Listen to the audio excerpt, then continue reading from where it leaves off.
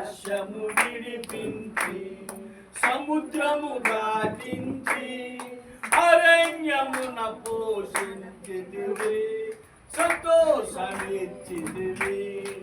అరణ్యమున పోషించితివి సంతోషమిచ్చితివి స్తుతిపాత్రుడా స్తోత్రాలుడా యేసు ప్రభు పూజారుడా స్తుతిపాత్రుడా స్తోత్రాలుడా యేసు ప్రభు పూజారుడా యాత్రను దాటించి ఎరుకను పడగొట్టి యాత్రను దాటించి ఎరుకను పడగొట్టి వాగ్దాన దేశము పొంద శక్తితో నింపితివి వాగ్దాన దేశము పొంద శక్తితో నింపితివి స్తుతిపాత్రుడా స్తోత్రాలుడా యేసు ప్రభు పూజారుడా మళ్ళా స్తుతిపాత్రుడా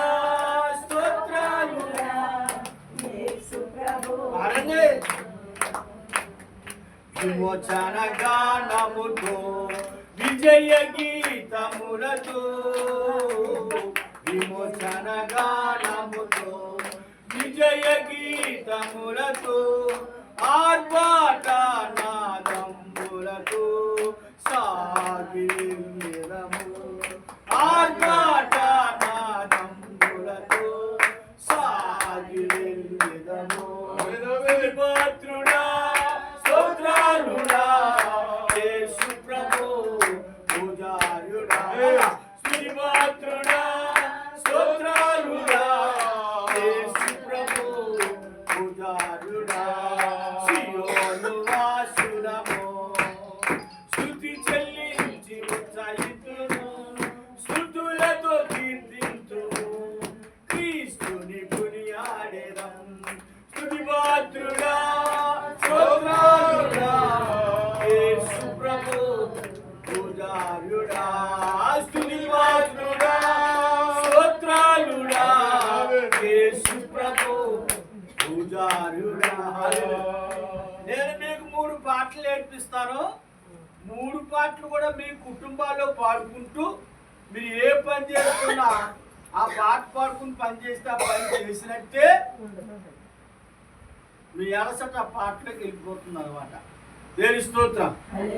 ఆ 3 పాటలు కూడా 3 పాటల్లో కూడా చాలా అర్థం ఉంది. ఇప్పుడు పాడిన పాట అర్థం తెలుసా మీకు ఎవరికన్నా? ఎప్పుడు పాడారు, ఎక్కడ పాడారు, ఏ టైంలో పాడారు అంటే ఇశ్రాయేలు ప్రజలు ఫరో చేతిలోంచి వచ్చేస్తున్నప్పుడు వెళ్ళిపోతున్నప్పుడు పాడిన పాట ఇది. దాస్యము యోర్దాను నది ఇవన్నీ దాటిపోయారు కదా.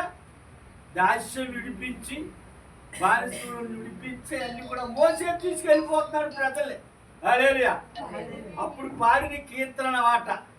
తర్వాత ఇంకో పాట ఉంది, ప్రార్థన యేసుని సందర్శన పరమ తండ్రితో సంభాషణ. చెప్పండి. ప్రార్థన అంటే దేవునితో మాట్లాడుట.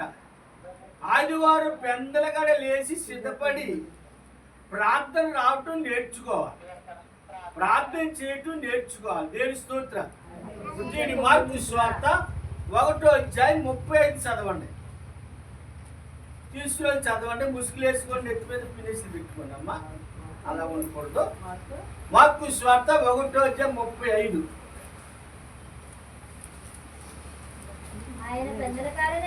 ఎవరో మన ప్రభువుని యేసుక్రీస్తు పెందలకడనే లేచి ఇంకను చాలా చీకటి ఉండగానే బయలుదేరి అరణ్య ప్రదేశానికి వెళ్ళి స్తోత్రం చెప్పండి.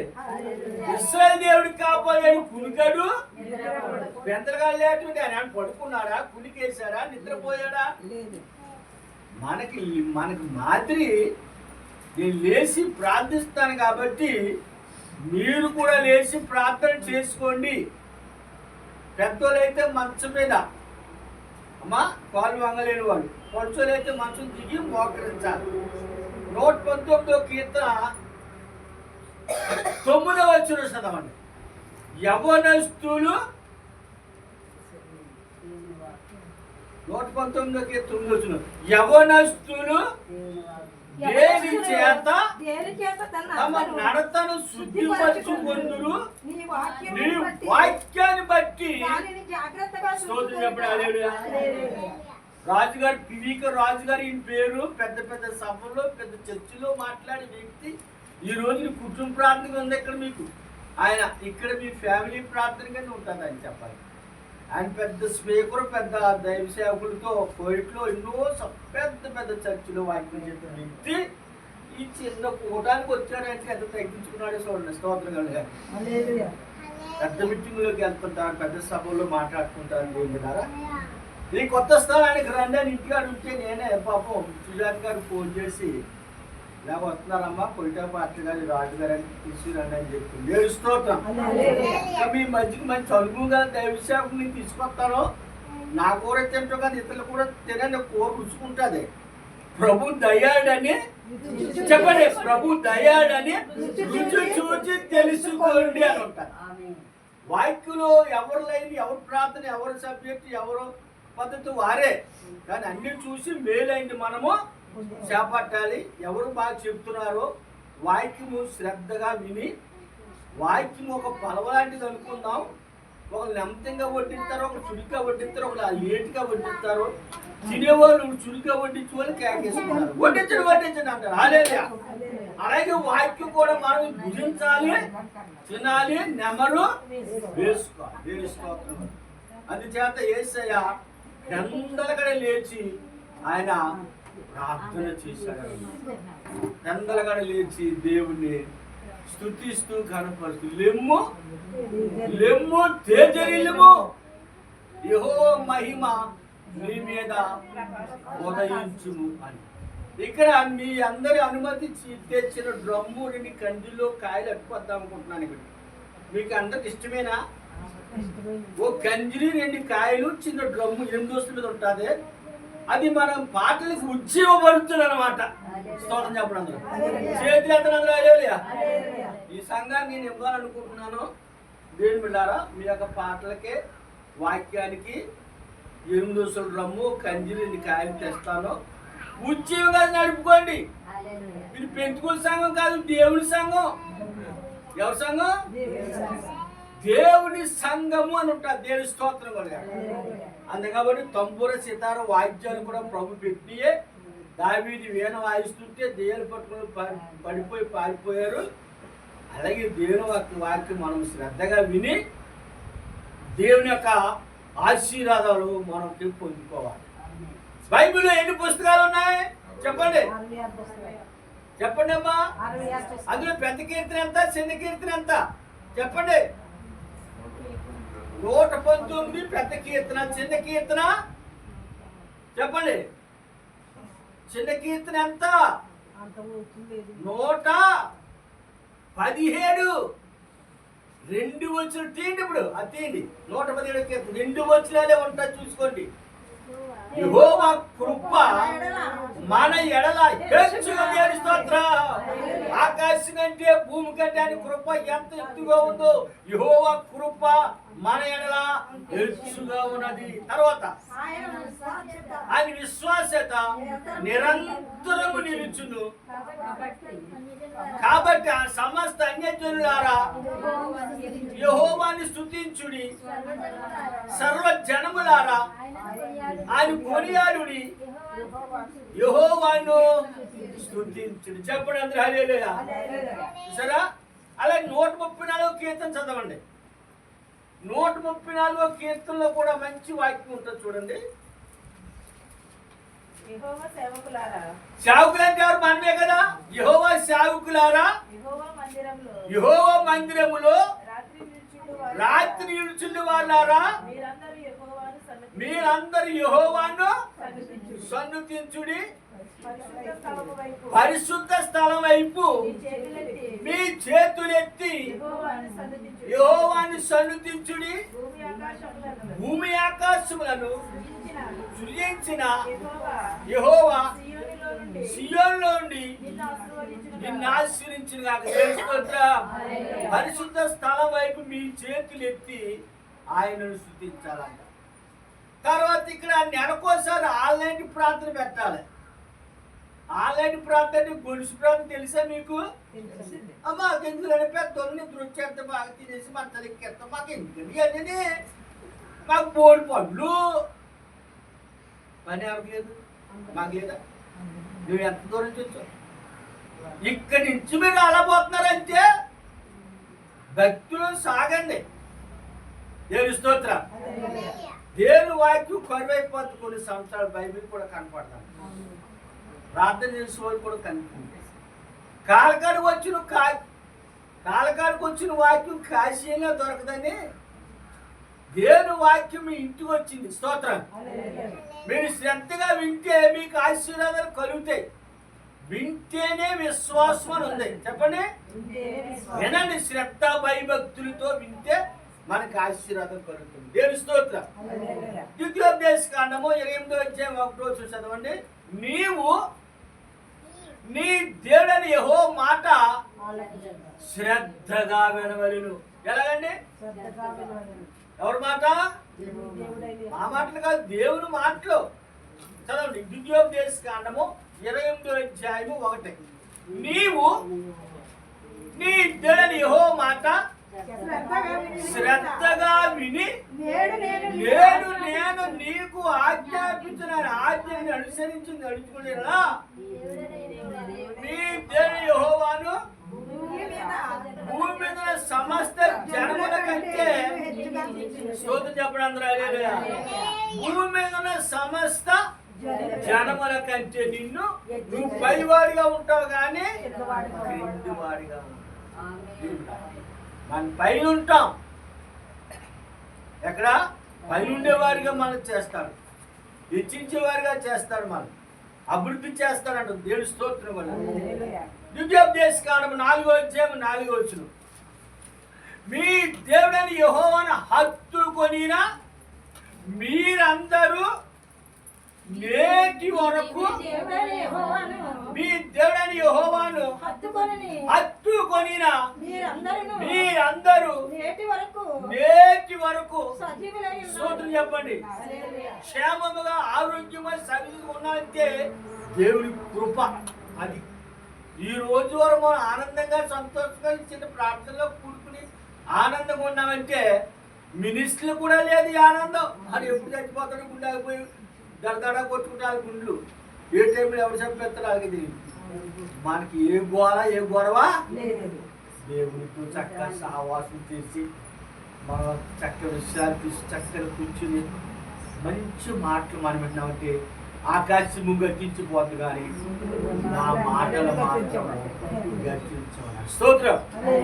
అట్టుపడికి ఎలా జంటాన్ని పడి చూశారు ఎవరన్నా? ఎలా ఉంటాయి? రెండు ఒకటైపోయి ఆయన మనము ఆయన ఒకటై ఉన్నాం. మనంది మీరు నా వైపు తిరిగితే నేను మీ వైపు తిరిగితే మీరు నా ఎత్తుకు వస్తే నేను మీ ఎత్తుకు వస్తాను. దేవుని స్తోత్రం చెప్పండి. హత్తుకొనుట అననే ఆయన మనము. యోహాను సువార్త 15వ అధ్యాయం 7వ వచనంలో నా యందు మీరును మీ యందు నా మాటలు నిలిచి ఉంటే మీకు ఏది ఇష్టమో అడగండి. దేవుని స్తోత్రం. అడుగుడి మీకు, వెదకుడి మీకు, తట్టుడి మీకు, అడుగు ప్రతివాడు పొందుకుంటాడు. తర్వాత లూకాసు 9:57 తీయండి. లూకాసు 9వ అధ్యాయం 57 వచనంలో యేసు మార్గాన్ని వెళుతుంటే ముగ్గురు వచ్చారు. ముగ్గురు కూడా సాకులు చెప్తారు. చూడండి 9:57. వారు మార్గమును వెళ్ళిచుండగా ఒకడు నీవెక్కడికి వెళ్ళినను నీ వెంట వచ్చేదని ఆయనతో చెప్పారు. అందుకు యేసు నక్కలకు గొర్రెలను ఆకాశ పక్షులు నివాసం కలవు కానీ మనుషు కుమారుడు తలవాల్చుకునే స్థలము లేదు. సరే, ఎవరికి స్థలం లేదంట? దేవుడికే చోట్లేదు. తర్వాత ఆయన మరి ఒకనితో నా వెంట రమ్మని చెప్పాను. అతడు నేను వెళ్ళి మొదట నా తండ్రిని పాతిపెట్టి వచ్చుటకు సెలవు మనవి చేశాను. అందుకైన మృతులు తమ మృతులను పాతి పెట్టుకొని నీవు వెళ్ళి స్తోత్రం చెప్పండి. ఎవరైనా చనిపోతే అక్కడికి వెళ్ళాలా వెళ్ళకూడదా? వెళ్తావా? నువ్వు బతికించేస్తావేంటి? బతికించు. అది వెళ్తే ఏడుస్తావు. ఏడుచుకొని చూస్తే ఏడిపోతుంది. కాబట్టి మృతులు పాతి పెట్టుకొని నువ్వు వెళ్ళి దేవుని రాజ్యమును ఈ లోకాస్వార్థం వెళ్ళొద్దని ఉంది. మా ప్రసంగం 7వ అధ్యాయంలో ఏముంది? బైబిల్ 2 అంచులా అక్కడ వెళ్ళమంది, ఇక్కడ వెళ్ళొద్దండి. వస్తువులు వేసుకోమని ఉంది, తీసేమని. వేసుకోమని ఎవరు చెప్పారు? తీసేమని. అసలు ఎందుకు అవి నీకు లోక సంబంధించాలి తప్ప ఎక్కువ దేవుని కంటే ఎక్కువ దేన్ని మనము ప్రేమించకూడదు. ప్రేమించేది ఉండదు. తర్వాత చదవండి. మరి ఒకడు ప్రభువా నీ వెంట వస్తాను కానీ నా ఇంట్లో వారికి సెలవు కావాలంట. దేవుని దగ్గర రాకంటే మా అమ్మనాడికి వస్తాను, నాన్నడికి వస్తాను సెలవు. దేవుని కూడా రాని దగ్గర రాంటే సెలవు అడగాలండి. అమ్మా సాకులు చెప్తాను చూడండి. మొదట నాకు సెలవుమని అడిగాగా అప్పుడు అన్నాడు, యేసు నాగట్టి మీద చెయ్యి పెట్టి వెనుకొత్తట్టు చూచువాడెవడును దేవుని రాజ్యమునకు పాత్రుడు. స్తోత్రం చెప్పండి. హల్లెలూయా. చావైనా బ్రతికైనా నష్టమైనా దేవుళ్ళో అడిగెట్టావంటే దానికి కడ చూడాలి కానీ ఆగిపోకూడదు అంట మధ్యలో. స్తోత్రం. మధ్యలో ఆగిపోతే ఇంకా ఎక్కువ శోధనలో ఆ కష్టములోనే దేవుడు మనకి నెమ్మదిస్తారంటుంది. దేవుని స్తోత్రం.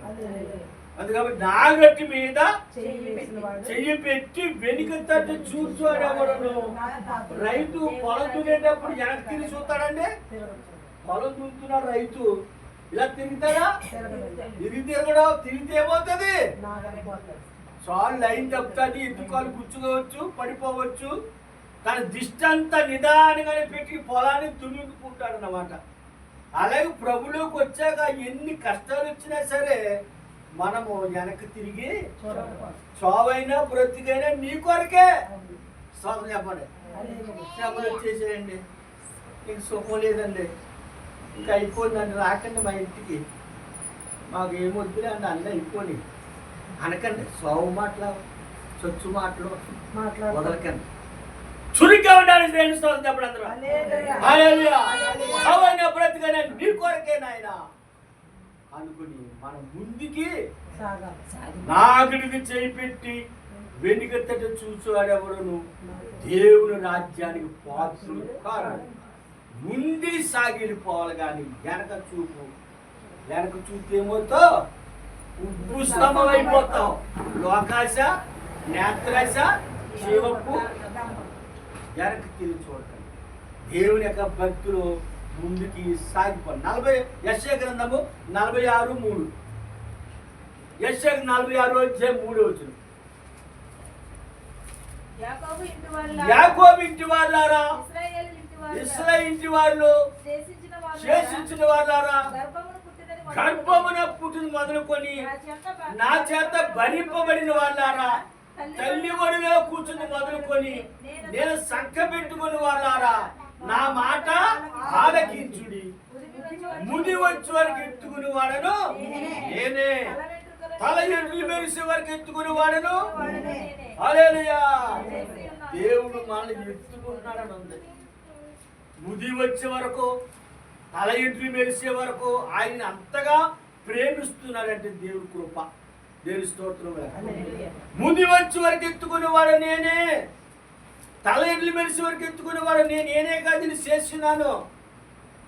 నేను నిన్ను విడివను, భయపడకను, నేను నీకు తోడుగా ఉంటాను. రోజుకి 3 సార్లు ప్రార్థన చేసుకోండి. ఎన్నిసార్లు? పొద్దుట, మధ్యాహ్నం, సాయంకాలం. మన పొద్దుట, మధ్యాహ్నం. అది ఎవరు చేశారు? దానియేలు చేశాడు. రోజుకి 3 మారు ప్రార్థన చేసేవాడు దావీదు భక్తుడు. దావీదు రోజుకి 7 సార్లు స్తుతించాడు. పేతురు 12 గంటల మిద్ది మీద 12 గంటలకే ప్రార్థన చేస్తాడు. 12 గంటలకి ప్రార్థన. కొర్నేలి 3 గంటలకి ప్రార్థన చేశాడు. స్తోత్రం చెప్పండి. యోబు చాలా మహాభక్తుడు. చెప్పండి, యోబుకు వచ్చిన శ్రమలు ఎవరికి రాలేదు. అయినా సరే దేవుడు ప్రార్థన మాత్రం మానలేదు. భార్య సైతాను దూరి యోబుని తిట్టింది. ఏమంది? ఇంకెందుకయ్యా, ఇంకెందుకు నువ్వు చేసే కొద్ది సర్వనాశనం అయిపోతుంది. పొలం ఎద్దులు చచ్చిపోయి మేకలు అన్నీ వెళ్ళిపోతున్నాయి బాబు.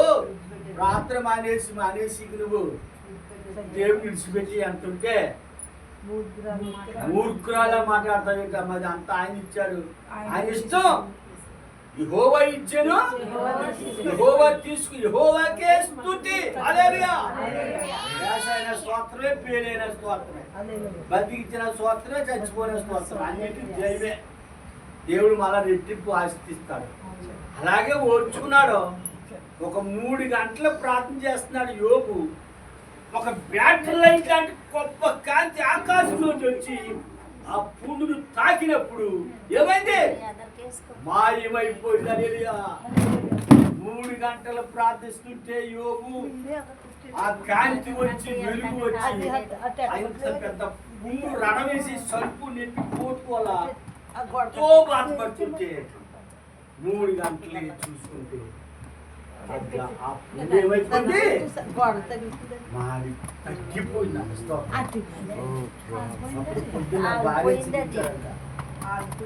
చూడండమ్మా, నా గాయకు ప్రభు స్వస్థపరిచారంటే అది బాబు ఎంత గొప్ప దేవుడు అని యోబు భార్య మారు మనసు పొంది వాళ్ళ మీద పడిపోయి దేవుడు క్షమాపణ. నేను ఏంటో అనుకున్నాను, ఈ దేవుళ్ళు ఇంత శక్తి ఉన్నదా? శక్తి చేత కాదు, బలమ చేత కాదు, నా ఆత్మ చేతనే జరుగుతుందని చెప్పారు. కాబట్టి దేవుడారా, ప్రార్థనలో ఉండండి, పాటల్లో, వాక్యం ఇంట్లో, కుటుంబ ప్రార్థనలో, భక్తి శ్వాసంలో సాగండి.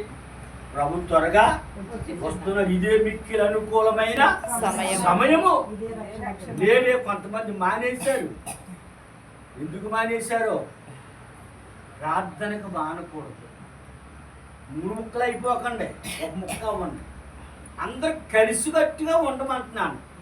సహోదరులు ఐక్యతగా నివసించుట. పోయి కూర్చుని జనం తెలివి ఎక్కువైపోయి, బలం ఎక్కువైపోయి, ఆరోగ్యం ఎక్కువైపోయి, జ్ఞానం ఎక్కువైపోయి చిరాకు పొరాకులు ఎక్కువైపోతున్నాయి. భక్తి ఊడిపోతుంది. కొంగ భక్తి నక్లీలు ఎక్కింది. స్తోత్రం చెప్పండి అందరూ. ఒకే మాట మీద ఉండండి. మీరంతా ఒక మాట మీద ఉంటే అద్భుతం చేస్తారు. ఏక మనస్సు చెప్పండి, ఒకే మనస్సు కలిగి ఉండాలి. అందరి కలిసికట్టుగా ప్రార్థన చేస్తే అద్భుతం చేస్తాడు. మేడగదిలో 108 మంది ప్రార్థిస్తే దేవుని యొక్క పరిశుద్ధాత్మ వచ్చి వారికి అగ్నించాలంటే 4 వారికి కనబడి వారిలో ఒక్కొక్క మీద వ్రాలగా అందరూ పరిశుద్ధాత్మతో నిండిన వారై ఆ ఆత్మ వారికి వాక్శక్తి అనుగ్రహించిన కొలది అన్య భాషలతో మాట్లాడు. సార్ దీని అపోస్తల కార్యములు 2వ అధ్యాయము 17వ వచనం ఉంటా చూడండి. అపోస్తల 2వ అధ్యాయం 17వ వచనం, అంచె దినములందు నేను మనుషులందరి మీద నా ఆత్మను కుమ్మరించెదను. మీ కుమారులు మీ కుమార్తెలు ప్రవచిస్తారు. మీ యవనులకు దర్శనములు కలుగుతాయి. మీ వృద్ధులు కలలు కందురు. ఆ దినములలో నా దాసుల మీదను నా దాసురాండ్ల మీదను నా ఆత్మను కుమ్మరించేదను గనుక వారు ప్రసరించెదరు. పైన ఆకాశమందు మహత్తరములకును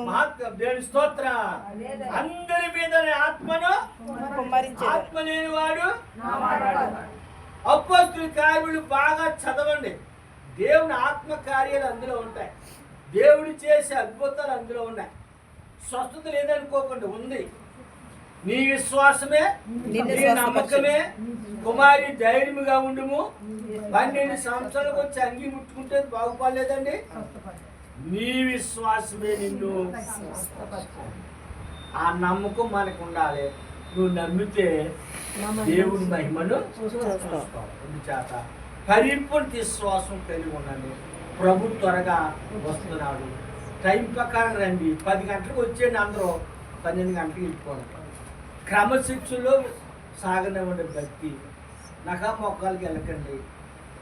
అన్ని చోట్లకి వెళ్ళి మీరు మనసును పాడు చేసుకోవచ్చు. ఒకే మాట మీద ఉంది. దేవుని ఆశీర్వాదం పొందండి. దేవుడి మాటలు దీవించున్నారు. ఇప్పుడు ఎవరైతే ప్రార్థన చేస్తారో సాక్ష్యాలు చెప్తారో